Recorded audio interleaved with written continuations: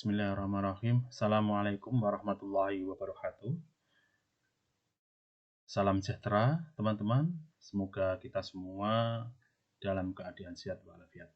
Baik, teman-teman, di dalam video channel Semua ini, mari kita ikuti materi selanjutnya dari mata kuliah Proteksi Aset Informasi, yaitu dengan topik penanganan insiden keamanan informasi. Harapannya dari setelah kita mempelajari topik ini, teman-teman, bahwa capaian pembelajaran yang diharapkan mahasiswa atau teman-teman atau kita mampu memahami siklus penanganan insiden keamanan, kemudian kemampuan akhir yang diharapkan mahasiswa mampu menjelaskan keberadaan tim pengawas insiden keamanan informasi. Yang kedua, mahasiswa mampu menjelaskan alur penanganan insiden keamanan informasi. Baik, teman-teman, ini capaian atau harapan setelah kita mendapatkan materi ini. Lanjut, untuk pembahasan di dalam materi ini nanti akan dibahas tentang apa itu yang namanya tim pengawas, ya. Kemudian pendirian IDCIRT, ya. Yang ketiga C yaitu prinsip penanganan insiden. Kemudian yang D, kerangka dasar fungsi penanganan insiden. Yang ke E, siklus dan prosedur baku penanganan insiden. Baik, kita masuk ke tim pengawas, teman-teman. Bahwa salah satu isu utama yang mengemuka ya pada perguruan tinggi internet, ya pada penggunaan internet adalah masalah keamanan, yaitu keamanan informasi, konten, infrastruktur, dan interaksi. Berdasarkan hasil riset, jumlah serangan dan potensi ancaman di dunia maya secara kualitas maupun kuantitas terus meningkat secara signifikan. Karena internet merupakan suatu rimba tak bertuan, maka masing-masing pihak yang terhubung di dalamnya harus memperhatikan dan menjamin keamanannya masing-masing. Jadi teman-teman, bahwa di sini dijelaskan sekarang ini bahwa isu utama yaitu tentang penggunaan internet dan masalahnya yaitu masalah keamanan. Kemudian hasil riset teman-teman bahwa jumlah serangan dan potensi ancaman di dunia maya ini semakin lama semakin meningkat ya secara signifikan. Karena tadi bisa dikatakan bahwa internet ini rimba tak bertuan. Maka karena ini istilahnya rimba tak bertuan atau tidak ada yang mempunyai, maka harus masing-masing pihak itulah yang menjaga dirinya masing-masing, ya, menjaga dari apa-apa atau efek-efek negatif dari dunia maya atau internet ini. Maka dari pihak kita sendiri, ya, pengguna internet yang harus hati-hati untuk menjaga data kita atau yang lainnya. Begitu, teman-teman. Baik, lanjut ya. Kemudian, pendirian Lembaga Penanganan Insiden Keamanan Informasi diawali oleh beberapa institusi besar seperti ABN AMRO, Massachusetts Institute Technology, General Electronic yang membentuk sebuah tim khusus untuk menghadapi berbagai insiden yang dapat merugikan organisasi. Jadi teman-teman tadi ketika efek dari internet ini akan berpengaruh besar ya terhadap lembaga, maka pendirian lembaga untuk penanganan insiden ini ya teman-teman diawali oleh ABN AMRO ya, bank di Belanda, kalau tidak salah bank di Belanda. Kemudian Massachusetts Institute Technology ya, ini university. Kemudian General Electronic, di mana ketiga lembaga besar ini membentuk sebuah tim khusus ya untuk menghadapi berbagai insiden yang dapat merugikan organisasi. Tim ini kemudian disebut dengan CERT atau Computer Emergency Response Team. Contoh dari penggunaan atau aktivitas dari tim CERT ini adalah Semisal ABN AMRO ya, ini tim CRT dari ABN AMRO. Nah, tim CRT ABN AMRO ini misalnya akan bertanggung jawab penuh ya untuk memonitor, mengelola berbagai isu-isu terkait dengan keamanan internet untuk menjaga aset informasi dan kemudian dari seluruh unit-unit bisnis ABN AMRO yang ada di seluruh dunia. Jadi tim-tim CRT atau nanti yang kita bentuk di lembaga-lembaga itu berfungsi atau bertanggung jawab antara lain seperti ini ya, yaitu menjaga aset informasi dan komunikasi dari seluruh unit-unit bisnis lembaga kita yang kita buat CRT tersebut. Meskipun sebuah organisasi sudah memiliki CRT, akan tetapi jika organisasi mitranya tidak memiliki sistem keamanan yang baik, maka secara signifikan tetap mempengaruhinya. Artinya, teman-teman di sini bahwa walaupun lembaga kita sudah punya CRT, tetapi ketika kita bekerja sama dengan mitra, ya alangkah baiknya mitra kita juga harus punya, gitu ya, sehingga sama-sama mempunyai tim untuk bertanggung jawab tentang data dan informasi gitu. Oleh karenanya, dibuat konsep CERT garing CC atau Computer Emergency Response Team garing Coordination Center oleh lembaga riset Software Engineering Institute Carnegie Mellon University Amerika Serikat. Jadi artinya begini teman-teman, bahwa tim-tim CRT yang ada di lembaga-lembaga itu ya sekarang ya apa istilahnya dibentuk ya. Jadi dibuat sebuah konsep, dibuat sebuah konsep namanya CRT-CC ini. Ini dia nanti sebagai apa ya, lembaga pusat untuk sebagai sentral bagi CRT-CRT di lembaga-lembaga lain untuk saling berkomunikasi atau saling bekerja sama, begitu kira-kira. Yaitu oleh lembaga riset software engineering Institute Carnegie Mellon University Amerika Serikat. Mungkin di sini bisa dikatakan koordinatornya seperti itu kira-kira CRT dari garing CC ini.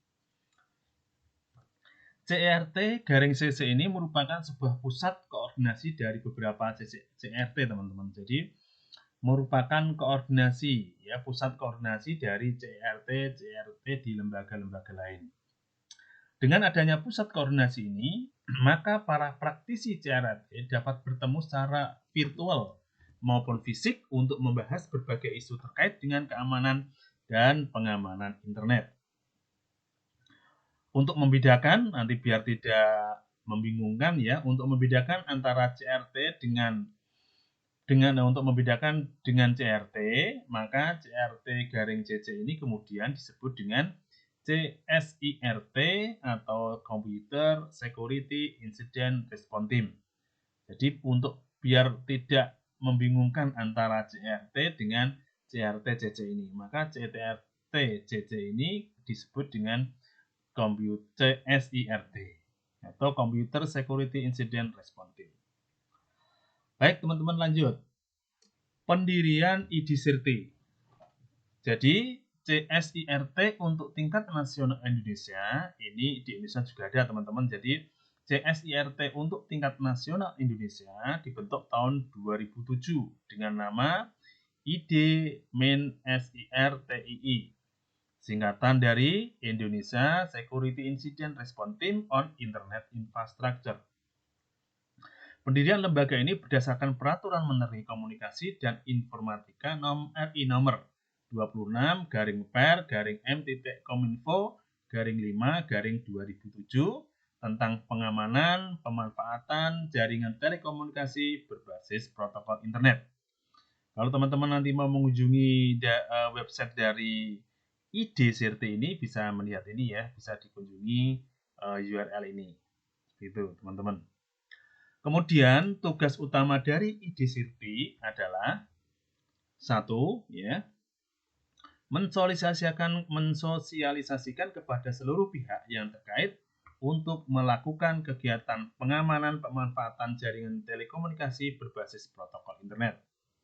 Yang kedua, melakukan pemantauan, pendeteksian dini, dan peringatan dini terhadap ancaman dan gangguan pada jaringan telekomunikasi berbasis protokol internet di Indonesia. Yang ketiga, membangun atau menyediakan, mengoperasikan, memelihara, dan mengembangkan sistem database pemantauan dan pengamanan pemanfaatan jaringan telekomunikasi berbasis protokol internet sekurang-kurangnya untuk 1. Mendukung kegiatan sebagaimana dimaksud dalam butir 2 di atas ini ya. Yang kedua, menyimpan rekaman transaksi atau log file. Dan yang ketiga, mendukung proses penegakan hukum.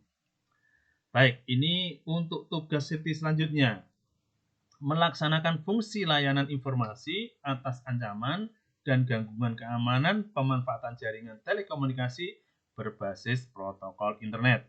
Yang kelima, menyediakan laboratorium simulasi dan pelatihan kegiatan pengamanan pemanfaatan jaringan telekomunikasi berbasis protokol internet. Jadi IDCIRT ini menyediakan laboratorium untuk simulasi, teman-teman ya. Melakukan pelayanan konsultasi dan bantuan teknis. Jadi nanti kalau ada CSIRT yang ada di lembaga-lembaga di Indonesia bisa melakukan konsultasi ya atau minta bantuan teknis ke IDCIRT ini. Yang ketujuh, menjadi kontak point dengan lembaga terkait tentang pengamanan pemanfaatan jaringan telekomunikasi berbasis protokol internet baik dalam negeri maupun luar negeri. Jadi teman-teman, ini tadi adalah tugas dari IDCIRT. IDCIRT membutuhkan CRT yang diharapkan akan muncul pada komunitas-komunitas tertentu. Artinya seperti ini teman-teman. Jadi harapan dari IDCIRT ini harapannya adalah muncul CRT di lembaga-lembaga lain, semisal universitas gitu ya, atau lembaga-lembaga pemerintah atau lembaga-lembaga bank gitu ya, sehingga nanti akan semakin banyak CRT yang ada di Indonesia. Ya, harapannya seperti itu. Semua lembaga besar harapannya mempunyai CRT. Ya. Dilihat dari karakteristik dan anggotanya, ada 4 jenis CRT yang dikenal, yaitu sektor CRT, ya. Yang kedua internal CRT, yang ketiga vendor CRT, yang keempat adalah komersial CRT. Dari masing-masing jenis ini maksudnya seperti apa teman-teman? Baik, kita lanjutkan ke penjelasannya. Sektor CRT ya, sektor CERT ini mengelola keamanan komputer atau internet untuk lingkungan komunitas tertentu seperti militer, rumah sakit, universitas dan lain-lain. Ini masuk di dalam kategori jenis yang sektor CRT. Kemudian jenis internal CRT ini dibentuk oleh perusahaan yang tersebar di seluruh Nusantara sehingga dibutuhkan koordinasi dalam hal mengelola keamanan komputer seperti milik Pertamina, PLN, Telkom atau yang lain-lain. Ini istilahnya disebut jenis internal CRT. Kemudian jenis vendor CRT ini pengelola keamanan yang dimiliki oleh vendor teknologi untuk melindungi kepentingan pemakai teknologi terkait ya, contohnya adalah Yahoo, Cisco, Microsoft, Oracle dan lain-lain. Ini istilahnya masuk di dalam kategori vendor jenis vendor CRT. Nanti kalau ada misalkan dari Google dan sebagainya masuk di dalam kategori vendor CRT. Yang terakhir yaitu komersial CRT. Ini biasanya dibentuk oleh para praktisi dan ahli keamanan komputer atau internet dan menawarkan beragam produk atau jasa kepada pihak lain terkait dengan pengamanan teknologi informasi secara komersial. Artinya begini teman-teman, bisa dikatakan ketika sebuah perusahaan atau lembaga ini belum bisa membentuk sebuah tim CRT, maka nanti bisa ya, katakanlah bisa untuk memanggil atau menggunakan CRT komersial ini. Ini istilahnya pihak ketiga gitu yang membantu untuk perusahaan tersebut atau lembaga-lembaga tersebut, sehingga lembaga tersebut mempunyai CRT seperti itu. Ini tentang jenis CRT teman-teman ya. Baik, kita sekarang masuk ke prinsip penanganan insiden. Secara prinsip, tujuan dari manajemen penanganan insiden adalah, ini secara prinsip ya, dasarnya, sedapat mungkin berusaha untuk mengurangi dampak kerusakan yang terjadi akibat insiden keamanan dimaksud. Mengurangi dampak kerusakan. Ini. Yang kedua, mencegah menjalarnya insiden ke lokasi lain yang dapat menimbulkan dampak negatif yang jauh lebih besar. Jadi mencegah. Ya, secara prinsip penanganan insiden itu yang kedua adalah mencegah menjalarnya insiden ke lokasi lain. Yang ketiga, menciptakan lingkungan penanganan insiden yang kondusif, di mana seluruh pihak yang terlibat dan berkepentingan dapat bekerjasama melakukan koordinasi yang terorganisir ya. Jadi secara prinsip penanganan insiden itu, tujuan dari manajemen penanganan insiden itu ada ini ya, ada 3 ini. Atau selanjutnya, ada lagi, jadi tidak hanya 3. Agar proses resolusi atau penyelesaian insiden dapat berjalan efektif dan dalam tempo sesingkat mungkin. Ini prinsip yang keempat ya. Agar proses resolusi atau penyelesaian insiden dapat berjalan secara efektif dan dalam tempo sesingkat mungkin.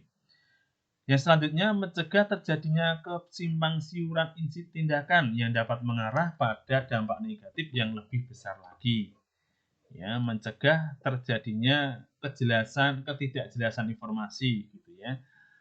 Yang selanjutnya yaitu yang terakhir, memperkaya referensi jenis insiden serta prosedur penanganannya sehingga dapat dipergunakan di lain kesempatan pada peristiwa insiden yang sama oleh berbagai kalangan terkait.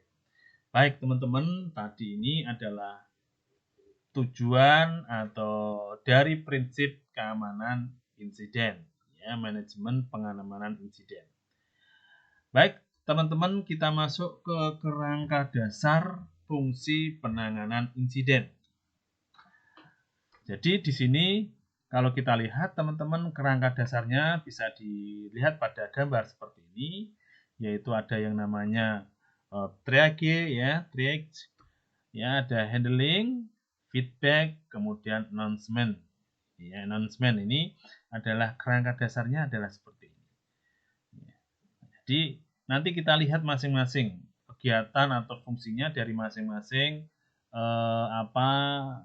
bagian-bagian yang ada di kerangka dasar ini, ya. Baik, kita masuk kita bahasa dalam bahasa Indonesia saja ya, triage ya.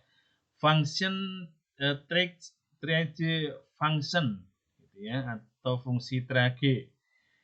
Triage ini merupakan fungsi yang bertugas menjadi pintu gerbang komunikasi antara organisasi dengan pihak luar atau eksternal. Ya, jadi ini fungsinya.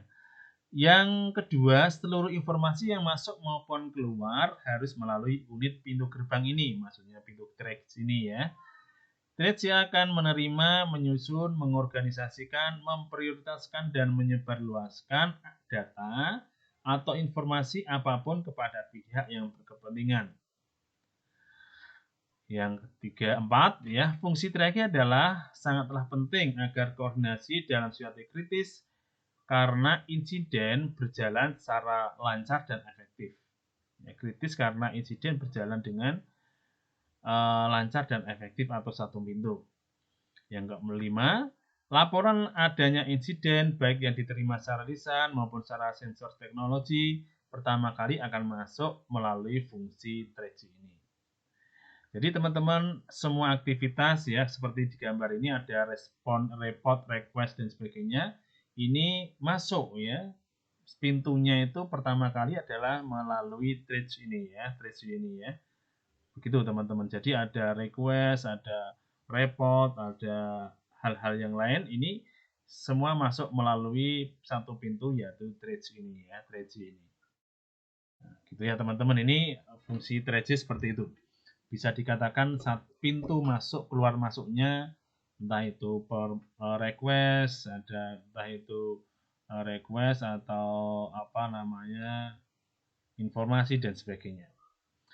Yang kedua yaitu fungsi handling. Handling merupakan fungsi pendukung yang bertugas untuk mendalami serta mengkaji berbagai insiden ancaman atau serangan terhadap keamanan informasi yang terkaji. Fungsi bertanggung jawab dalam, handling ini bertanggung jawab dalam hal meneliti mengenai laporan insiden yang terima, mengumpulkan bukti-bukti terkait dengan insiden yang ada, menganalisa penyebab dan dampak yang ditimbulkan, mencari tahu siapa saja pemangku kepentingan yang perlu dihubungi. Artinya kira-kira ketika terjadi sebuah insiden itu kira-kira siapa yang bisa dihubungi atau untuk mencari informasi lebih detail lagi dan sebagainya. Melakukan komunikasi dengan pihak-pihak yang terkait dengan penanganan insiden dan memastikan terjadinya usaha untuk mengatasi insiden. Ya, ini fungsi handling. Kemudian fungsi dari announcement. Yang announcement merupakan fungsi yang bertugas mempersiapkan beragam informasi yang akan disampaikan ke seluruh pemangku kepentingan yang terkait langsung maupun tidak langsung dengan insiden yang terjadi. Jadi di sini mempersiapkan beragam informasi ya yang akan disampaikan seluruh pemangku kepentingan yang terkait maupun tidak. Tujuan disebarkannya informasi kepada masing-masing pihak adalah agar seluruh pemangku kepentingan segera mengambil langkah-langkah penting untuk mengatasi insiden dan mengurangi dampak negatif yang ditimbulkannya. Aktivitas pemberitahuan penting dilakukan agar seluruh pihak yang berkepentingan dapat saling berpartisipasi dan berkoordinasi secara efektif sesuai dengan porsi, tugas, dan tanggung jawab masing-masing. Ini adalah fungsi dari announcement.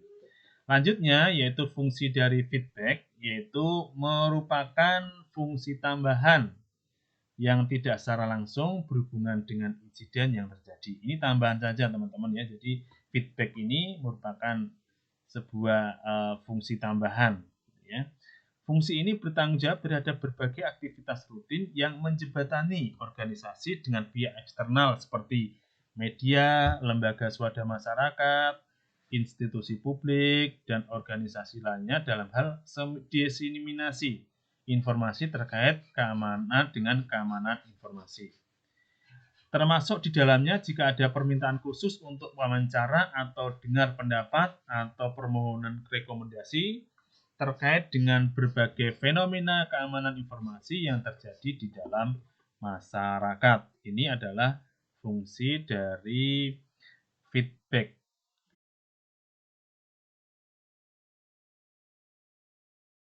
Prosedur baku penanganan insiden. Bah, teman-teman kalau kita lihat dari gambar ini ya, jadi baik itu email atau yang lain ya yang masuk di dalam masuk di dalam tempat kita ya, ini melalui trias ini. Kemudian dari berbagai hal-hal atau sumber ini bagaimana nanti kira-kira apakah nanti mau ditangani oleh siapa nanti kira-kira, mau ditangani ke bagian handling, feedback atau yang lain gitu ya. Hasil dari ini maka terbentuklah sebuah resolusi atau pemecahannya gitu ya. Baik, untuk detailnya mungkin penjelasannya seperti ini teman-teman. Jadi setiap hari secara rutin yaitu unit trias ini ya, akan mendapatkan sinyal ada atau tidak adanya peristiwa yang mencurigakan. Misalnya penyusupan, insiden, serangan, dan lain-lain. Melalui berbagai kanal seperti email, IDS, telepon, dan lain juga. Ya, jadi di sini tadi, ini melalui trias ini. Berdasarkan masukan aktivitas rutin tersebut, organisasi melalui fungsi unit announcement dan feedback akan memberikan informasi dan laporan kepada pihak-pihak yang berkepentingan dengan keamanan informasi. Misalnya ISP ya, Internet Exchange Point, para pengguna sistem, manajemen, dan lain-lain atau pemilik ya, dan pemiliknya. Pemilik atau pemilik dari lembaga tersebut.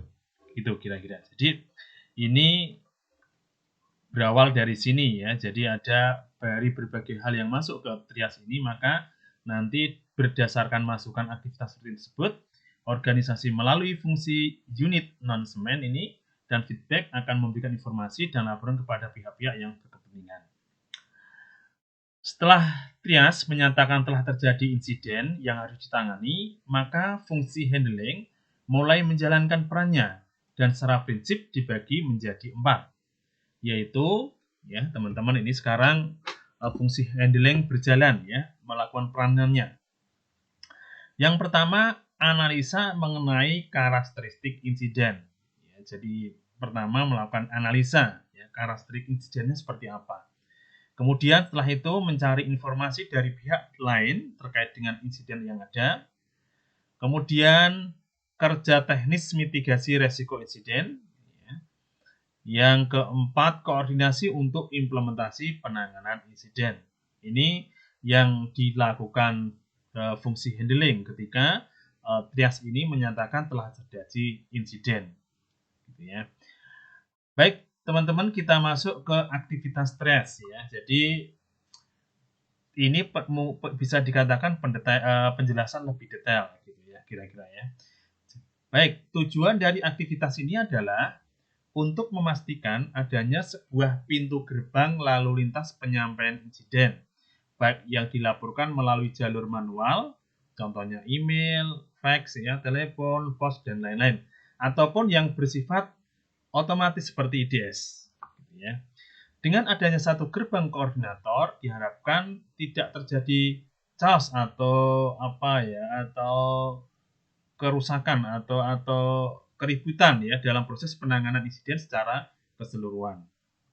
Gitu ya. Jadi dengan adanya gerbang koordinator ini diharapkan tidak terjadi keributan atau kerusuhan ya dalam proses penanganan insiden secara keseluruhan. Untuk keperluan ini yang dibutuhkan adalah jadi untuk keperluan tadi ini dibutuhkan yaitu informasi yang jelas mengenai alamat ya, nomor telepon, faksimal, website maupun email dari pelapor. Jadi ini yang nanti ketika terjadi seperti ini yang perlu dilengkapi data-datanya adalah adanya informasi mengenai alamat ya, alamat pelapor ya, misalnya nomor telepon, faksimal, website, email dari pelapor. Kemudian informasi detail mengenai kapan saja alamat pelapor dapat dihubungi. Jadi maksudnya ini ketika pelapor ini menyampaikan insiden kepada katakanlah CRT yang ada di lembaga itu ya, maka bagian trias ini melakukan mencari informasi detail ya mengenai kapan saja alamat pelapor ini dapat dihubungi. Ini aktivitas trias selama terjadi atau ada yang melaporkan terjadi sebuah insiden. Kemudian informasi ringkas mengenai prosedur yang harus diikuti pelapor dalam menyampaikan insiden secara benar. Jadi ada aturannya ya teman-teman. Jadi ketika nanti ada pelapor yang menyampaikan sesuatu atau insiden yang terjadi, maka harus mengikuti prosedur yang ada. Informasi yang cukup mengenai dokumen pendukung lainnya yang harus turut disampaikan ketika laporan disampaikan. Jadi informasi yang cukup ya, tidak informasinya itu tidak separuh-paruh, tidak hanya semisal menelpon ke bagian CRED, lembaga CRED menyampaikan di sini ada kerusakan. Nah, itu kan kurang jelas informasinya, kerusakannya di mana ya, jaringannya yang rusak di mana dan sebagainya. Ini kurang jelas. Ya, jadi nanti kita berikan informasi yang cukup mengenai dokumen pendukung lainnya yang harus untuk disampaikan ketika laporan disampaikan. Biasanya proses pelaporan insiden ini dilakukan secara semi otomatis. Dalam arti kata ada sebagian yang dilakukan secara manual, yaitu menyampaikan langsung, datang langsung ke tim CRT ya, CRT itu, ataupun melalui memanfaatkan teknologi, misalkan yang melakukan telepon genggam gitu ya, atau WA dan sebagainya. Ini bagaimana cara-cara ketika pelapor ini menyampaikan insiden kepada tim CRD, CRT yang ada di lembaga tersebut. Baik, ini teman-teman tentang aktivitas trias ya. Kemudian selanjutnya teman-teman, laporan tersebut akan dibuatkan formulir. Jadi ketika tadi proses pelaporannya bisa manual dan dapat menggunakan teknologi, laporan tersebut akan dibuatkan formulir pengaduan dan laporan yang akan digunakan untuk merekam interaksi, di mana di dalam terdapat informasi sebagai berikut. Jadi setelah pelapor melaporkan ada insiden, maka bagian trias nanti tadi ya menerima ya, baik itu laporan secara manual ataupun dengan teknologi, kemudian dilanjutkan membuat laporan ya. Jadi membuat laporan, dibuatkan formulir pengaduan dan laporan yang akan digunakan untuk merekam interaksi, di mana di dalamnya formulir ini terdapat informasi seperti berikut. Data lengkap pelapor, jadi data lengkap pelapor ini harus lengkap ya diisi sebagai bahan untuk nanti disampaikan ke yang berkepentingan. Alamat jaringan yang terlibat atau ingin dilaporkan. Jadi ketika ada melaporkan terjadi insiden atau masalah di dalam jaringan komputernya ya, maka dicatat ya, istilahnya dicatat sebagai catatan alamat jaringan. Kemudian karakteristik dari insiden. Jadi gimana ciri-cirinya, karakteristiknya seperti apa insiden-insiden itu. Insiden yang dilaporkan oleh pelapor itu dicatat ya di dalam formulir pengaduan ini. Kemudian dukungan data atau informasi terkait dengan insiden. Ya, pokoknya data dikumpulkan sebanyak-banyaknya lah terkait insiden yang ada di bagian tersebut ya. Nomor lacak yang berhubungan dengan insiden dan lain-lain. Ini masih banyak sekali teman-teman. Jadi ini tergantung dari berapa banyak kebutuhan informasi yang diharapkan oleh bagian trias ini tadi. Baik teman-teman, lanjut. Setelah itu barulah dilakukan apa yang dinamakan sebagai pre-registration of contact information, yaitu penentuan media dan kanal komunikasi selama aktivitas pengenaan insiden berlangsung, terutama berkaitan dengan pihak yang diserai tanggung jawab dan dapat dipercaya untuk berkoordinasi. Ya, perjanjian kerahasiaan data dan informasi ini penting teman-teman ya, kerahasiaan data jangan sampai bocor ya. Kunci publik dan tanda tangan digital untuk kebutuhan verifikasi. Jadi untuk kebutuhan verifikasi ketika sudah dilakukan perbaikan dan sebagainya, maka ini ada istilahnya secara legal ada tanda tangan dan sebagainya. Ini teman-teman, jadi cukup banyak saya kira untuk aktivitas dari trias ini tadi. Baik, kemudian lanjut ke aktivitas handling. Ya, aktivitas handling. Tujuan dari aktivitas handling ini adalah untuk mempersiapkan ya respons atau langkah-langkah efektif yang perlu dipersiapkan untuk menangani insiden. Di mana paling tidak harus ada sebuah fungsi.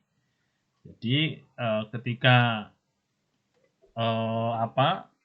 tim ini mempersiapkan respon ya atau langkah-langkah efektif yang perlu dipersiapkan untuk menangani insiden, ini paling tidak itu harus ada beberapa fungsi ya. Pertama adalah reporting point, kemudian analisis dan notification.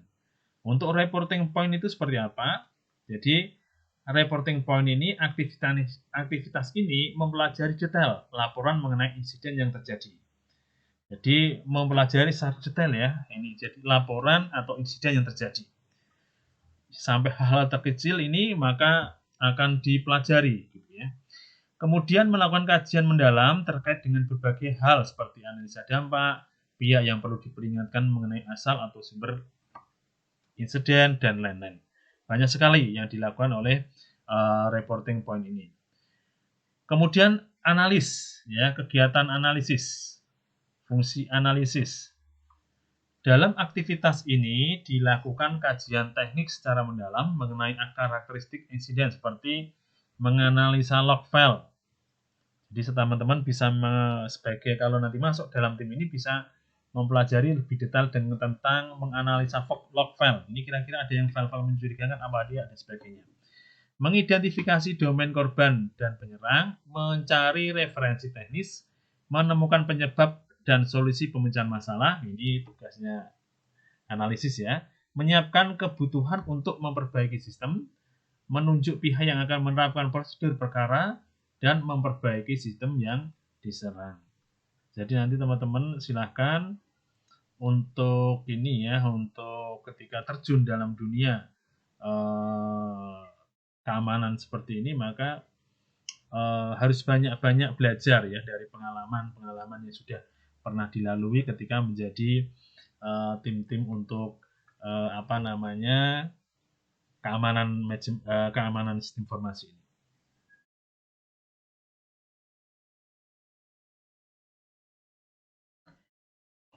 Baik teman-teman, untuk di aktivitas handling fungsi notification ya, teman-teman kita coba lanjutkan.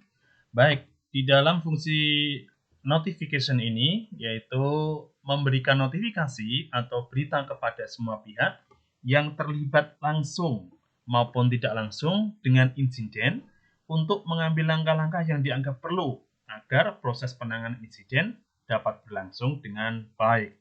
Jadi di dalam fungsi ini dibutuhkan notifikasi atau memberikan informasi notifikasi ya, atau berita kepada semua pihak yang terkait dengan insiden tadi sehingga penanganan insiden dapat berlangsung dengan baik. Untuk selanjutnya sumber daya manusia yang dibutuhkan ketika pada aktivitas handling ini. Teman-teman, untuk sumber daya manusia yang memiliki kompetensi dan keahlian khusus dalam hal-hal semacam ya, malware analysis, log files analysis, traffic analysis, incident handling, komputer forensik dan lain-lain. Artinya seperti ini teman-teman, ketika pada bagian atau sumber daya yang pada aktivitas handling ini yang dibutuhkan itu adalah sumber daya manusia ya yang memiliki keahlian atau kompetensi khusus di dalam hal ini ya. Ada malware analysis ini tadi, log files analysis, traffic analysis, incident handling, komputer forensik dan sebagainya.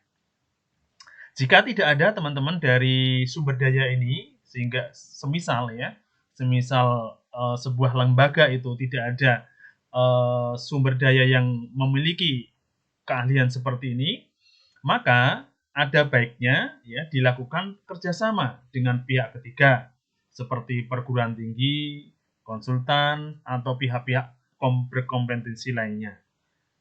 Jadi tidak bermasalah ketika sebuah lembaga ketika tidak mempunyai sumber daya manusia yang memang keahliannya seperti ini, maka bisa bekerja sama dengan pihak ketiga atau pihak lain ya, yang memang betul-betul atau sudah jelas-jelas tahu keahliannya. Oke, baik teman-teman lanjut. Terkait juga dengan fasilitas laboratorium teknis. Kalau tadi terkait dengan sumber daya manusia, kalau sekarang fasilitas yaitu laboratorium ya. Fasilitas laboratorium teknis yang lumayan lengkap diperlukan untuk melakukan berbagai kegiatan, kajian forensik dan analisa. Sekali lagi, kalau instansi atau lembaga itu tidak memiliki fasilitas laboratorium ini, maka ada baiknya ya menjalin kerjasama dengan pihak seperti lembaga riset, ya, laboratorium kepolisian, vendor keamanan informasi dan lain sebagainya. Masih banyak sekali. Jadi silakan ya bagi lembaga-lembaga yang tidak ada fasilitas laboratorium seperti ini bisa bekerja sama dengan pihak-pihak lain ya yang memiliki fasilitas yang lebih lengkap atau memang yang sudah menyediakan fasilitas itu untuk untuk digunakan ke tim-tim CRT atau di lembaga tersebut. Baik teman-teman, kemudian referensi dan SOP. Jadi selain sumber daya manusia, selain sumber daya manusia yang dibutuhkan pada aktivitas handling ini, juga ada tadi fasilitas laboratorium teknis. Kemudian yang ketiga, yang sumber daya yang dibutuhkan pada aktivitas handling ini, yaitu referensi dan SOP. Ya, referensi dan SOP. Adanya referensi dan SOP yang memadai terkait dengan proses penanganan insiden agar berjalan dengan efektif dan dapat dipertanggungjawab hasilnya. Jadi penting ketika penanganan sebuah insiden, teman-teman, ada referensi dan SOP-nya. Sehingga dalam penanganannya ini kalau ada referensi dan SOP, tidak keluar jalur yang sudah ditentukan oleh tim CRET itu. Jadi jelas pekerjaannya, jelas jobnya, jelas kegiatan-kegiatan yang dilakukan oleh tim untuk menjalankan atau penanganan sebuah insiden. Dokumen yang memuat referensi dan SOP tentang keamanan sistem informasi ini banyak tersedia secara terbuka yang bisa digunakan oleh pihak-pihak yang berkepentingan. Silakan nanti teman-teman bisa tim ini bisa mencari kira-kira referensi atau SOP ini di mana, ya, bisa didapat dari mana. Atau tidak menutup kemungkinan bisa dibuat sendiri.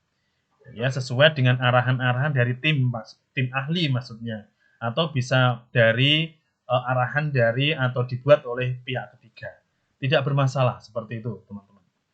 Itu teman-teman, ini sumber daya yang dibutuhkan pada aktivitas handling. Yang pertama tadi adalah, diingat-ingat ya, adalah sumber daya manusia, fasilitas laboratorium teknis. Yang ketiga adalah referensi dan SOP. Gitu, teman-teman. Kemudian kita lanjut, kalau tadi aktivitas di bagian aktivitas handling ya, kita masuk sekarang ke announcement ya, atau aktivitas announcement. Aktivitas ini memiliki tujuan utama untuk menyusun dan mengembangkan sejumlah laporan untuk masing-masing pihak terkait dengan insiden. Setiap pihak memerlukan laporan yang berbeda dengan pihak lainnya, karena harus disesuaikan dengan wewenang, peranan, serta tugas dan tanggung jawabnya. Artinya karena ini teman-teman tanggung jawab dan tugasnya berbeda-beda, maka ya laporannya bisa berbeda-beda gitu ya. Tidak sama antara bagian A dengan B ketika melaporkannya sama hasilnya, saya kira tidak seperti itu ya, harusnya berbeda-beda. Berdasarkan sifat dan karakteristiknya, ada sejumlah tipe berita yang bisa disampaikan. Jadi di aktivitas announcement ini ada ini ya, sifat dan karakteristik sejumlah berita yang bisa disampaikan. Yang pertama, ini teman-teman, heads up ya, kemudian alert, advisory, for your information, guideline, dan technical procedure. Baik, kita coba bahas satu-satu di sini, kita jelaskan satu-satu ya. Yang pertama yaitu adalah heads up. Ini merupakan suatu pesan pendek yang disampaikan terlebih dahulu sambil menunggu informasi detail lebih lanjut. Mohon maaf, ini adalah sambil ya, ini saya ganti ya, sambil, mohon maaf ini, sambil menunggu ya informasi detail lebih lanjut. Maksudnya sebelum informasi detail lebih lanjut dimunculkan, ini ada pesan sementara gitu ya, pesan singkat yang terlebih dahulu disampaikan gitu ya. Pesan pendek ini bertujuan untuk memberikan peringatan awal, teman-teman ya, peringatan awal terhadap hal-hal yang mungkin saja akan terjadi pada waktu dekat. Ya, jadi sebelum ada kejadian-kejadian selanjutnya, ada pesan terlebih dahulu kalau memang kemudian atau di waktu setelahnya nanti ada kejadian-kejadian apa atau kegiatan-kegiatan apa, itu perlu disampaikan. Dengan cara preventif ini, maka diharapkan pihak penerima pesan dapat menyiapkan dirinya dalam menghadapi insiden yang akan terjadi. Jadi sebagai berjaga-jaga gitu ya, ketika ada pesan, ya ada pesan singkat, pesan pendek ini, maka yang menerima pesan, ya, yang menerima pesan ini atau yang terkena insiden ini bisa menyiapkan dirinya untuk menghadapi insiden yang akan terjadi. Ya, semisal ketika di bagian apa ya, semisal di di bagian produksi gitu ya, di dalam perusahaan hanya bagian produksi, semisal ada kejadian sebuah sistem peralatannya itu rusak gitu, misalkan seperti itu ya. Jadi dengan diketahui peralatan rusak itu, maka ini ya, di bagian insiden ini diberi pesan gitu ya. Semisal jangan sampai ya, atau mungkin akan terjadi peralatan produksi lainnya itu akan mengalami kerusakan juga. Jadi bersiap-siap ya. Jadi bagian yang terkena insiden ini bersiap menyiapkan dirinya ketika nanti akan terjadi insiden lain yang menimpa di bagian tersebut. Kemudian yang kedua, alert ini ya, merupakan suatu pesan peringatan ya teman-teman ya. Kalau ini tadi adalah pesan pendek yang disampaikan terlebih dahulu, kemudian kalau ini alert ini adalah merupakan suatu pesan peringatan ya, yang disampaikan karena telah terjadi sebuah serangan atau ditemukannya sejumlah kerawanan pada sistem yang akan segera mempengaruhi pihak yang berkepentingan dalam waktu dekat. Jadi kalau alert ini pesan peringatan ya, pesan peringatan yang disampaikan kepada bagian-bagian ya yang terkena insiden. Jadi segera bagian-bagian yang terkena insiden ini segera bermawas diri gitu ya. Kalau semisal kalau memang terjadi insiden. Bagaimana nanti ketika akan terjadi insiden itu sudah diperingatkan terlebih dahulu oleh bagian announcement. Semisal begini teman-teman, semisal ya di sebuah perusahaan misalkan ya, karena sumber daya listriknya itu yang utama, semisal ya, mohon maaf, semisal pakai PLN gitu ya, semisal pakai PLN, pada sewaktu-waktu ini ada pemutusan sementara gitu ya, pemutusan PLN atau PLN sementara dimatikan terlebih dahulu, maka dari pihak PLN ini memberi peringatan ya, atau katakanlah memberitahu lah ya, memberi peringatan kepada perusahaan tersebut bahwa nanti listrik jam sekian nanti akan dimatikan sementara. Maka bagian perusahaan ini bersiap-siap gitu ya, bersiap-siap untuk bagaimana sehingga nanti produksinya tetap berjalan. Jika pesan alarm ini telah sampai, maka penerima pesan harus segera mengambil langkah-langkah teknis yang diperlukan untuk menghindari atau mengurangi dampak negatif yang disebabkannya. Jadi ketika nanti listriknya mati, maka langsung segera ya misalkan gensetnya ini dieselnya dinyalakan sehingga listrik tetap jalan di perusahaan tersebut, maka produksinya tidak akan berhenti. Gitu kira-kira teman-teman ya. Atau ada contoh-contoh yang lain lah sekiranya terkait dengan alarm ini atau peringatan ini.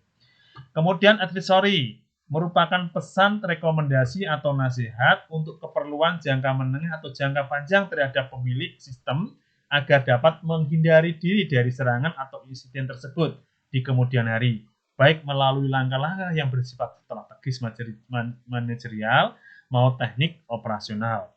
Rekomendasi yang diberikan biasanya terkait dengan sebuah kerawanan sistem yang sewaktu-waktu dapat dieksploitasi oleh pihak-pihak yang tidak berwenang. Ini advisory ya, ini adalah nasihat bagi dari tim CRT semisal seperti itu, ketika akan terjadi seperti ini bagaimana gitu ya, bagaimana rekomendasinya ketika nanti akan terjadi insiden seperti yang disampaikan oleh CRT tersebut atau tim-tim dari keamanan sistem keamanan informasi tersebut. Ini merupakan rekomendasi atau nasihat gitu ya. Baik, yang selanjutnya adalah for your information. Merupakan pesan untuk keperluan jangka menengah ke jangka panjang seperti halnya advisory, hanya saja bedanya tidak terlampau berbau teknis. Ya, kalau tadi terkesan ini dengan mungkin bisa dikatakan agak-agak teknis ya. Kalau di sini for your information ini hanya saja tidak terlampau berbau teknis. Pesan ini disampaikan untuk menambah kepedulian ya, kepedulian penerima terhadap fenomena yang belakang ini terjadi di di dalam dunia keamanan informasi. Jadi ada ketika dapat mendapatkan informasi ini ya ada kepedulian ya, misalkan dari staf bagian data gitu ya. Ketika ada pesan seperti ini, ada kepedulian dari bagian data ini selalu meng-backup data misalkan seperti itu. Atau ada selalu ketika komputer tidak digunakan dimatikan atau di-shutdown dan sebagainya. Ini ada kepedulian dari pihak yang pihak-pihak yang berkepentingan gitu ya. Pesan singkat ini dapat dikonsumsi oleh siapa saja, baik awam maupun praktisi teknologi informasi. Yang selanjutnya yaitu guideline, merupakan sebuah petunjuk yang berisi serangkaian langkah-langkah yang harus dilakukan agar sebuah sistem dapat terhindar dari sasaran serangan ataupun terlindungi dari insiden yang mungkin terjadi. Dengan mengikuti panduan ini, maka niscaya sistem yang dimaksud akan terhindar dari kerusakan pada saat insiden terjadi. Ini guideline. Yang terakhir yaitu technical procedure, merupakan petunjuk sebagaimana guideline tetapi lebih bernuansa teknis karena ditujukan bagi mereka yang bekerja di bagian operasional teknologi untuk melakukan langkah-langkah teknik tertentu terhadap sistem yang ingin dijaga. Ini teman-teman jadi di bagian announcement ini ada jenis-jenis atau fungsi-fungsi informasi yang disampaikan kepada bagian atau instansi yang terkait dengan keamanan insiden.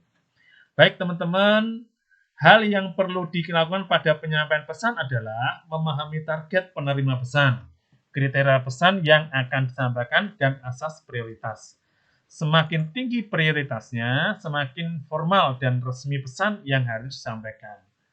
Jadi ada ini ya teman-teman, ada aturan atau ada katakanlah ada aturan-aturan atau prosedurnya ketika nanti mengirim pesan itu ke bagian yang lebih memang betul-betul prioritasnya ya, lebih berprioritas, maka semakin formal ya, resmi atau informasinya mungkin kalau semisal ada perlu tanda tangan kepala CRT-nya misalkan kan resmi ya, jadi ada stempelnya dan sebagainya. Sekiranya penting lah ya, sekiranya ada yang ada yang ini ya, yang mengetahui kalau memang informasi itu betul-betul penting, maka perlu ada istilahnya kepala CRT-nya atau yang memberi atau menandatangani sehingga seperti surat atau pesan itu seperti formal gitu ya, pesan itu resmi seperti itu. Jadi penerima pesan ini betul-betul menanggapi dengan baik gitu ya. Metode atau media penyampaian pesan perlu pula dipersiapkan dan diperhatikan dengan sungguh-sungguh karena sejumlah alasan seperti sensitivitas informasi. Jadi teman-teman ketika membuat pesan ini ya harus hati-hati ya, harus betul-betul dengan menggunakan bahasa yang santun, bahasa yang sesuai karena mengandung sensitivitas informasi ya. Ketika kita mengirimkan pesan ke suatu instansi bagian ya dengan bahasa yang tidak kurang bagus misal, itu ya kurang baik ya, karena mungkin dari penerima pesan itu tidak menerima dan sebagainya karena sensitivitas itu ya. Target penerima pesan, kecepatan pengiriman, alokasi biaya transmisi, dan lain-lain. Ini teman-teman, nanti sekiranya teman-teman kok bekerja atau di bagian seperti ini ketika menyampaikan pesan ya, kebetulan kalian di bagian announcement, ketika memberikan pesan, peringatan, dan sebagainya kepada bagian tertentu yang kena insiden ya harus dengan menggunakan bahasa-bahasa yang santun, yang baik ya, yang tentu saja mengikuti SOP dari CRT yang sudah disediakan. Kemudian yaitu aktivitas feedback. Ini aktivitas terakhir pada ini ya teman-teman ya, pada prinsip dasar dari keamanan insiden. Salah satu hal yang paling sulit untuk dikelola oleh sebuah unit penanganan insiden adalah ekspektasi atau harapan dari publik. Ini paling susah teman-teman ya. Mengikuti atau memenuhi semua harapan dari publik ini susah gitu ya. Publik pengennya yang terbaik gitu ya, tetapi kadangkala dari sisi kita ini belum bisa memberikan yang terbaik buat publik gitu ya.